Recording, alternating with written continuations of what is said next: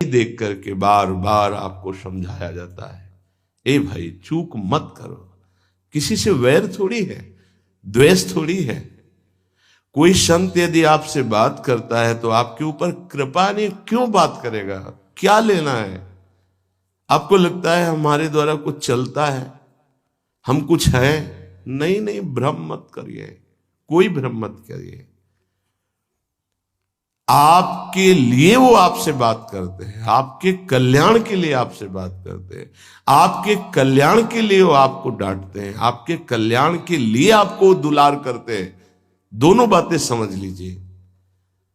जो लाडली लाल में चित्त लगाए हुए हैं उनको कहीं किसी सुख की आकांक्षा नहीं।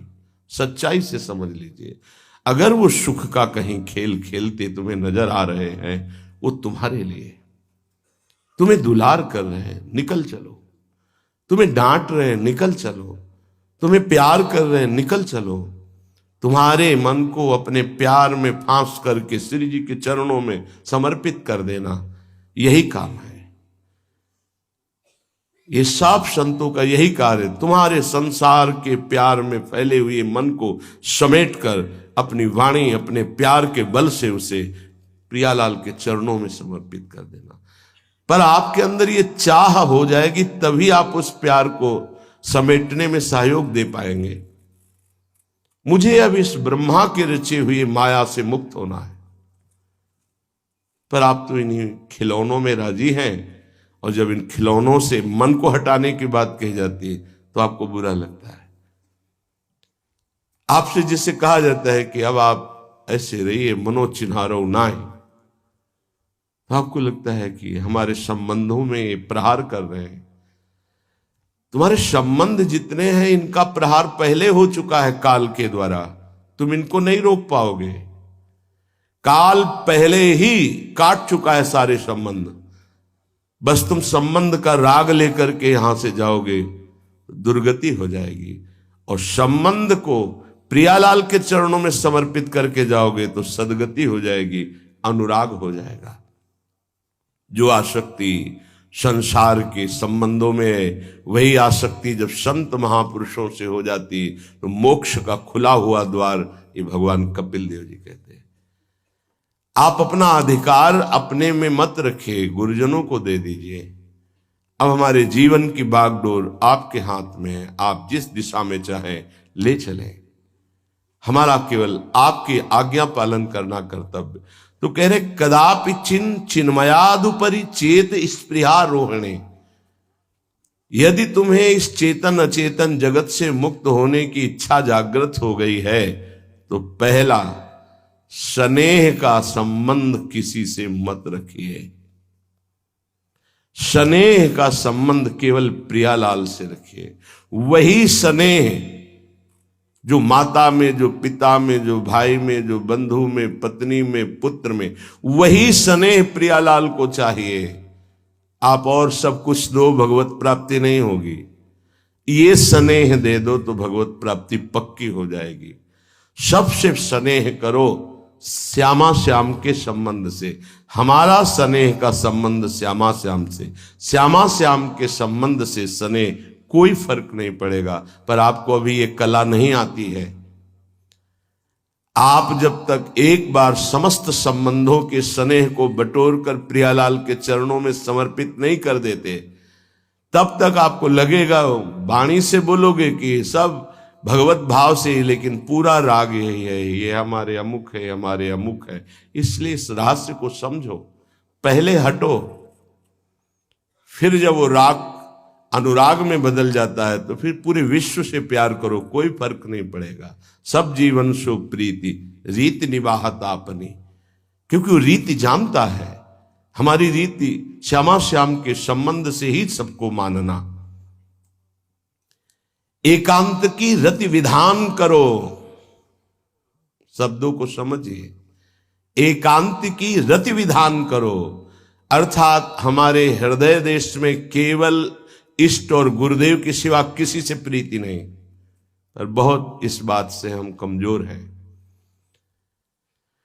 कहीं न कहीं हम अपनी प्रीति, हमारा दोस्त है, हमारा मित्र है, हमारा रिश्ता है, हमारा संबंध है, तो श्री जी करुणा करके आपको लाई अपने संबंध पुष्ट करने के लिए, फिर भी आप अज्ञानवश उन्हीं संबंधों को पुष्ट करते हैं जिससे आपकी दुर्गति हो जाए। जो आपके अरे एक हिरण के बच्चा के संबंध ने एक जन्म नष्ट कर दिया, फिर और किसकी बात करें। इसलिए एकांत की रति विधान करो। एकांत की आपकी रति हो चुकी है, इसका परिचय आपके सामने भारी विपत्ति आई, मन केवल श्री जी में, भारी संपत्ति सुख संपदा केवल श्री जी में मन, यह है एकांत की रति। अब उसको कोई विचलित नहीं कर सकता। जहां विषयी जन रहते हैं, विषयी जन संभाषण करते हैं, उस स्थान में, उस भीड़ में, उन लोगों के बीच में अरुचि हो जाना। रतिम मदन मोहने विदधताम तदेकांतिकीम। एकांत की भक्ति, विरति, जन समुदाय, प्रपंच भाषण करने वाले, इनसे संबंध नहीं। ना संतु जनतापने प्रतिवसंतु वृंदावने। जनता अर्थात केवल विषय प्रपंच की वार्ता करने वाले, तापने, हृदय में ताप पैदा हो उनके संग नहीं, मुझे संग नहीं। कोई भी हो, प्रिया प्रीतम से तुम्हें मतलब नहीं, उनकी चर्चा से मतलब नहीं, उनके संबंध से मतलब नहीं, तो हमारा आपसे क्या संबंध। देखो, जगत के संबंध प्रियता दिखा करके भोग सामग्री दे सकते हैं, धन दे सकते हैं, व्यवस्था दे सकते हैं, पर प्रियालाल की प्रीति नहीं। पूज्य श्री रघुनाथ दास गोस्वामी जी जब अपने गृह का त्याग करके महाप्रभु चैतन्य देव की शरण में गए, तो 2-3 दिन जो महाप्रभु को भिक्षा आती थी उसी से महाप्रभु दे देते थे।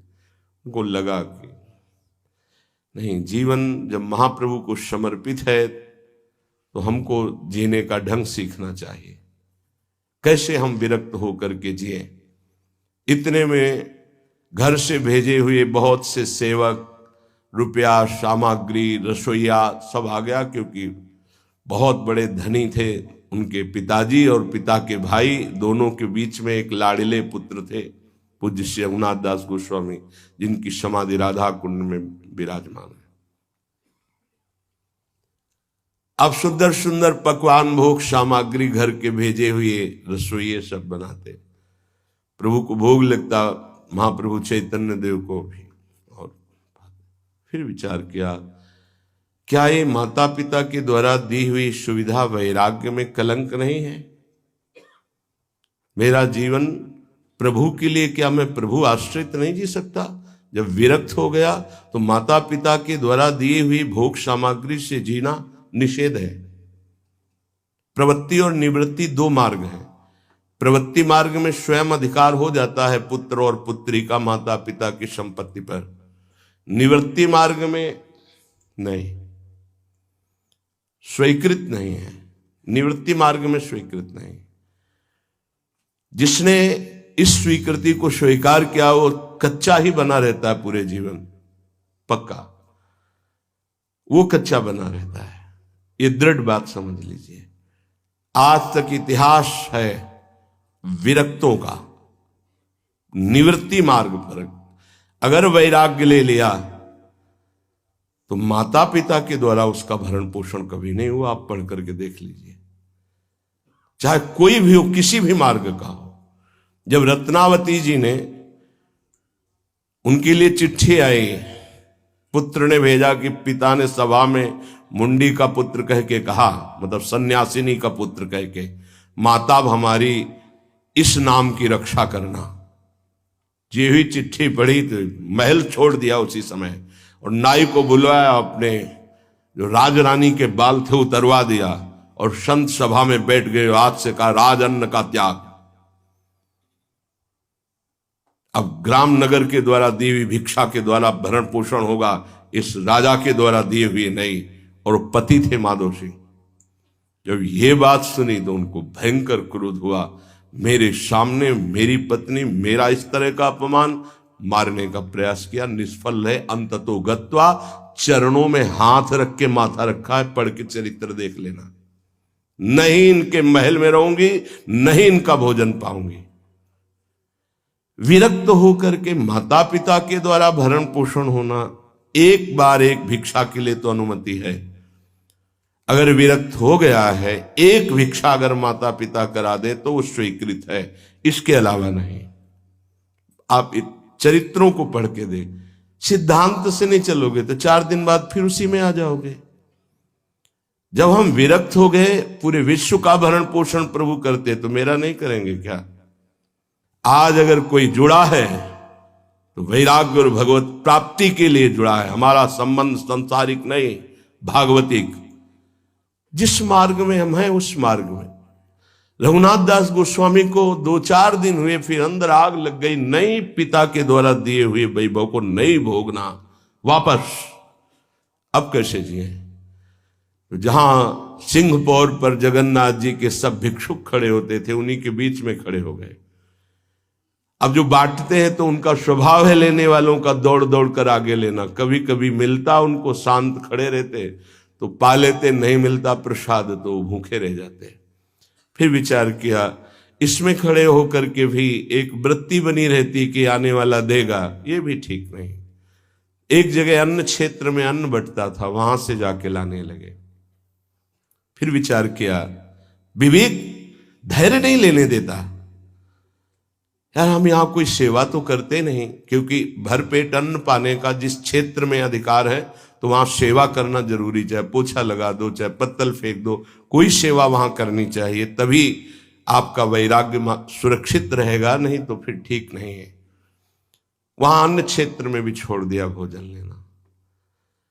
आप कैसे जिए? तो रात्रि में जो महाप्रसाद गाय को डाल दिया जाता था, गाय भी छक के जब नहीं पाती थी तो वो रात्रि के 10-11 बजे निकलते और वो महाप्रसाद जो पड़ा रहता उसको उठा के लाते, जल से धोते, सड़े सड़े निकाल के चावल, फिर उसे पाते। महाप्रभु ने पूछा, गोविंद, गोविंद दास सेवा में रहते, गोविंद ये रघु अब क्या पाता है?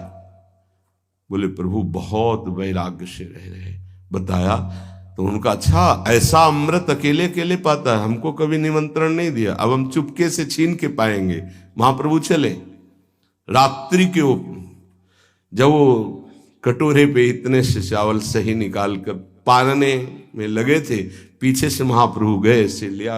अरे प्रभु आपने, उनका इतना स्वादिष्ट अमृत पाता है और मेरे को कभी निमंत्रण नहीं दिया, निहाल कर दिया। उनके लिए आया सोवत हु रसना रटे राधा कृष्ण सुनाम। वो जब सोते थे तो उनकी जबान से राधा कृष्ण राधा कृष्ण राधा कृष्ण। ये इस मार्ग के पथिक, निवृत्ति मार्ग और प्रवृत्ति मार्ग में अंतर है। आप लोग इस बात को समझें। निवृत्ति मार्ग श्री जी के भरोसे का है, आप विश्वास कीजिए। जब इष्ट के भरोसे में है तो जिनकी पलक झपकते अनंत ब्रह्मांड रचना हो जाती, उनके लिए कोई ये बड़ी बात हो गई क्या? ये कोई बड़ी बात है उनके लिए? हम उनका भरोसा त्याग करके निवृत्ति मार्ग के हो करके और परिवार के द्वारा भरण पोषण हमारा हो, भाई ये तो नहीं समझ में आता। भरोसो दृढ़ इन चरणन के रो। निवृत्ति मार्ग तो निवृत्ति मार्ग, प्रवृत्ति मार्ग तो प्रवृत्ति मार्ग। प्रवृत्ति निवृत्ति, निवृत्ति में प्रवृत्ति, बहुत समझकर संभल कर चलना पड़ेगा। जो मार्ग भगवान ने बनाया उसके अनुसार। तो कह रहे न संतु जनता, तुम्हारा व्यवहार जनता से नहीं होना चाहिए। व्यवहार शून्य व्यवहार है, ध्यान रखना। दसियों हजार लोगों के दर्शन होते हैं, एक का भी परिचय नहीं है। हजारों लोगों से संभाषण है, एक भी हमारा मित्र नहीं है कि ये हमारा है, तुम लोग इसके साक्षी हो। ये हमारा बंदा है, एक भी नहीं। साफ श्री जी के हो, श्री जी से संबंध है, मैं सिर्फ एक नौकर हूं। श्री जी की बात आपको बता देता हूं, आपकी बात श्री जी को बता देता हूं। हमारे श्री जी, इसके सिवा कोई नहीं। एकांत की रति, जनता से संबंध रहित, श्री जी के संबंध से सब जीवन सो प्रीति। श्री वृंदावन में वह चिदानंद रस को प्राप्त होता है। यह है रहनी। वृंदावन इह विधि बसे तज के सब अभिमान, तृणते नीचो आपको जाने सोई जान। ये समझ जाओ किस बात का आश्रय लिए हो। जिनको ब्रह्मांड रचने में सेकंड नहीं लगा है, वो हमारी प्रियाजू के अधीन है। हमको कुछ अपनी व्यवस्था के विषय में सोचना, मानो शरणागति के विषय में आपको अविश्वास, कलंक है ये बात। हे, बिल्कुल भरोसे पे हो जाओ, फिर सामने देखो क्या होता है। बिल्कुल भरोसे पे हो जाओ। गुरुजनों ने कभी भी अन्य आश्रय नहीं होने दिया, कभी भी अन्य जगह जगह बचाते। वो जानते हैं कि अन्य आश्रय, धन का आश्रय, वस्तु का आश्रय, व्यक्ति का आश्रय, ये तुमसे सच्ची बताते हैं, गुरुजनों की कुछ बातें बाद में समझ में आती, पहले समझ में नहीं आती। केवल श्री जी का भरोसा रखो, जिसने आज दिया है वही कल देगा। जब गुरु जी को कोई कहता कि कभी काम में आ जाएगी ये वस्तु, रख लो, तो बोले इसी को मिटाने के लिए बाबा जी हुए हैं। जब कभी काम में आनी होगी तो तुरंत श्री जी भेजेंगे, हम इसको पहले से क्यों रखें। ये हमें चाहिए कि केवल श्री जी का आश्रय लेकर वृंदावन वास हो। देखना कितना आनंदित रहोगे। फिर रोना आता है, तुम्हारे आंसू फिर निकलेंगे। जब आप एकांत में होंगे, आपका कोई नहीं होगा और आपकी परिस्थिति विपरीत होगी, तब जो शरणागति होती है वही भगवत प्राप्ति कराती है। जब तक विपरीत परिस्थिति नहीं आएगी तब तक शरणागति परिपक्व नहीं होगी। बात लिख लीजिए, चाहे वो द्रौपदी जी हो, चाहे गजराज गजेंद्र जी हो, चाहे कोई भी हो, जब ऐसी विपरीत परिस्थिति आए कि कोई भी सहयोगी नहीं रह गया, तब शुद्ध शरणागति और भगवत साक्षात्कार। उस दिन के लिए तैयार रहो और मांगो कि हमारी आसक्ति का नाश करने के लिए परिस्थिति ऐसी दे दो प्रभु कि सिर्फ आप पर दृष्टि हो, सिर्फ आप पर, ना कोई हमारा, ना हम किसी के, सिर्फ आप। मेरे तो गिरधर गोपाल, दूसरों न कोई। बात समझो, सत्संग की बात को समझो, परमार्थ की बात को समझो। तो जब कोई हमारे जीवन में प्रश्न आता तो जो नील चादर ओढ़े हुए विराजमान है, उनकी चादर की तरफ देखते, आकाश की तरफ, बाहर निकलकर आकाश की तरफ देखते। तत्काल उत्तर मिला है हमको, तत्काल भाग, यहां से भाग। झोला टांगा, रात्रि में भागे, जब भागे तब रात्रि में भागे। भागो भागो भागो, भागते भागते अब पायो परम विश्राम। अब वृंदावन, श्री वृंदावन विश्राम, सब सोहित निष्काम मत, श्री वृंदावन विश्राम। हे, भागते रहो, संबंधों से भागते रहो, आश्रयों से भागते रहो। एक आश्रय केवल हरि गुरु का, बस एक विश्राम स्थल। जैसे आप रखो, जैसे आप रखो, हम उसी में राजी हैं। समस्त प्राणियों को वृंदावन के नमस्कार बुद्धि से देखो। देखो यहां की रहनी,